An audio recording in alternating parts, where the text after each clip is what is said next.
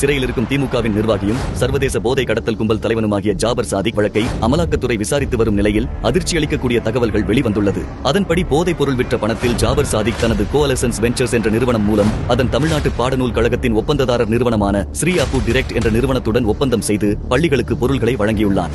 ஜாபர் சாதிக் போதைப் பொருள் விற்பனை மூலம் கிடைத்த பணத்தை 2022 மற்றும் 23 காலகட்டத்தில் தனது கோஅலசன்ஸ் வெஞ்சர்ஸ் நிறுவனத்தில் முதலீடு செய்திருப்பது அமலாக்கத்துறை விசாரணையில் வெளிவந்துள்ளது. இதே காலகட்டத்தில் தான் ஸ்ரீ அப்பு டைரக்ட் நிறுவனம் தமிழ்நாட்டு பாடநூல் கழகத்துடன் ஒப்பந்தம் செய்திருந்ததும் விசாரணையில் தெரியவந்துள்ளது. திமுக நிர்வாகியாக இருந்த ஜாபர் சாதிக் போதைப் பொருள் விற்பனை மூலம் கிடைத்த பணத்தை வெள்ளையாக்குவதற்கு தமிழக அரசின் பாடநூல் கழகம் மறைமுகமாக உதவி செய்திருப்பது தெரியவந்துள்ளது. பள்ளிக்கல்வித்துறை அமைச்சர் அன்பில் மகேஷ் அவர்களின் கீழ் வரும் தமிழக அரசின் பாடநூல் கழகத்தின் ஒப்பந்தங்கள் போதைப் பொருள் கடத்தல் மன்னன் ஜாபர் சாதிக்கு கிடைத்தது எப்படி என்ற கேள்வி எழுந்துள்ளது. எனவே இதற்கு பள்ளிக்கல்வித்துறை அமைச்சர் அன்பில் மகேஷும் முதல்வர் ஸ்டாலினும் விளக்கமளிக்க வேண்டும் என்பதே பொதுமக்களின் எதிர்பார்ப்பாக உள்ளது.